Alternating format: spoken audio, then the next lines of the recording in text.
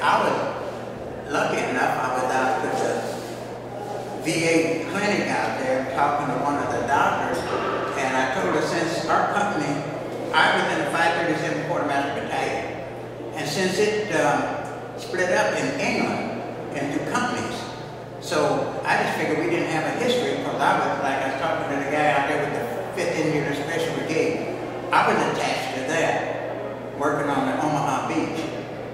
And then I was attached to Patton up in Germany. And when the Battle of the Bulge started, I was in Luxembourg, which I had to come all the way back across from Luxembourg back to BH, Belgium. And that's where, I don't know, I got hit the most. I got shot off a train twice before I could get back to BH. But on the beach, my biggest job down there was guarding German prisoners and everything. Working at the dump, working on the ammunition ship, you name it, had to do it. Now, did you enlist or were you drafted? No, I was drafted. You were drafted? Mm-hmm. What year was that? 43. January 43. And where did you do your basic training at? Camp Young, California. And then what theater did you enter? Did you in the Atlantic or Pacific?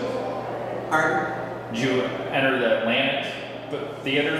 Yeah, went to England. Went to England? Yeah, England in October of 43. And were you in an infantry division? No, quartermaster. Quartermaster? Uh-huh. And what was your specific kind of day-to-day thing that you would do as a quartermaster? Just basically just a labor battalion, whatever come down the road. Guarding German prisoners, loading trucks, working on board ship, unloading ships, and whatever. What areas of Europe did you go out through? What cities were you in? Were you primarily in one area? No, just like if you start, when I landed in England, and landed in Scotland, took a train down to, what's the name? A place called Basingstoke. And then we stayed at a little, I guess it was an estate called Simmons Court.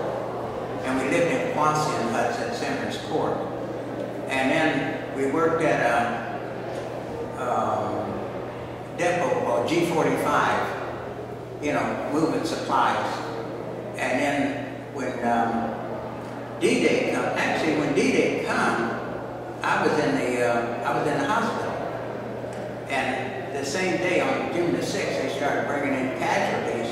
And in the room, there was about, I think it was 6 of us, me and 5 paratroopers. And, you know, it was in the hospital. And the captain come in and he said, well, he told this one paratrooper just sending him back home. And he told me if I wasn't better in a week, they was going to send me home. A week later, I was in France. So I said, I guess I'm not going home.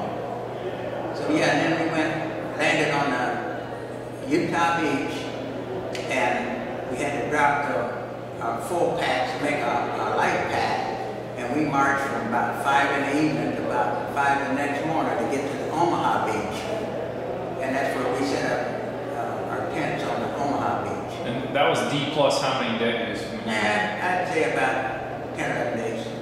So what did it look like there after all the bombing and? Well, there was still some wreckage and stuff around, and the hedgehogs, you know, what's-name things, and of course we were set up in one of those we call that bocage country, you know, with hedgerows. Yeah. And we were set up on top of a cliff, but I was, like I said, on the Omaha, I was down to the right, beach red down from Point Kahop, which was up there near Beerville. But yeah, like I say, the only thing, and the day to day, I don't know, my thing was trying to survive, so a lot of stuff I don't remember. You know. Did you, what weapon did you carry? Did you always have a gun with you? I just carried a carbine. Just carbine? Uh-huh.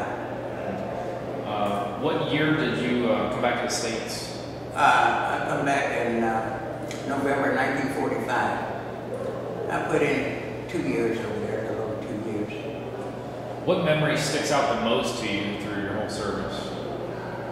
I tell you what sticks out most during when the Battle of the Bulge, when we come back to VH, the buzz bombs, the flying bombs, night and day. I don't look like they went on forever. I don't know how long I was under, but they would come in groups in the morning. You know, it disrupting everything, and it had no pattern. Hit here, there, and everything. And it, you know, like I say, now that kind of got my attention. Of course, it got my attention when I got shot off the train.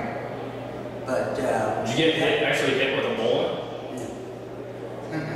They went right over my head, and one exploded. One shell exploded in the corner, and I jumped off the train. Well, it was still running when I jumped off, and I think I must have made it about 50 yards before some odd reason he come right back at me, and I saw him coming, and then I dove and the bullets went over my head, and I remember looking back and I saw him hit that train, and the shell hit it and blew a hole, and I could see steam going straight up. And the next time I saw it, it looked like a little toy train. Wow. So that took off. So then what did you do with that? Well, we just laid up until, of course he went back for strafing and everything. And then we just laid up, because they don't, those fighter planes, from what I understood, was only good for about an hour in the air. So when he went away, we went back and gathered up the dead and wounded that we could find. And we had to walk back to the next town and then come back the next morning and look for anybody that we didn't find, you know, before. And then the other time when we got hit, we ran in a tunnel and sat in the tunnel and waited them out. But that was and then, like I say, that and the buzz bombs, that was the thing that got me. But I don't know, that other stuff, you know, you kind of shake it off. But the only thing I couldn't shake off with them bombs. Did you have some pretty close calls with those bombs? Oh, yeah. Yeah. Some of them, I never will forget, one of them was so close that when it shut off, we could hear the air whistling past it as it was coming in. And man, that thing hit, and I don't know, I dove up under, I was in the dispensary, and one guy ran for the door, and two of us jumped under a table. When it hit, the door all went across for him and all went across the room. I don't know, it took me up, I don't remember a whole lot about what happened. I didn't get knocked out or anything. But no, when I was out there, no, them things hit. It's just funny. I mean, all of that, and maybe I got real close maybe about 5 or 6 times. But I counted 100 of them things coming through there one day. Wow. And it just, something would fly past, some would hit there, down there, and just like, I'd be here working in the dump, and when I go back to have lunch, I'd come back, and then where I was at would be a great big hole. And then we got, so it wasn't fun, but he'd be nervous. So what we used to play a game of chicken. Nobody wanted to let the other guy know he's scared, and he'd be scared to death. And what we had was like the pillboxes. I wouldn't be slit trenching pillboxes. And you stand out there by the pillbox, and the first one that run inside the chickens. So, what do you think of Honor Flight? Oh, I loved it. I loved it. Well, that was the greatest thing come down the road. And like I say, all of these years, you know, own little group, you know, that I talked to. And I was lucky. I went in with the guys from Columbus, about 30 of us. We stayed together during the whole war. And in fact, there's only 2 of us now that I know of that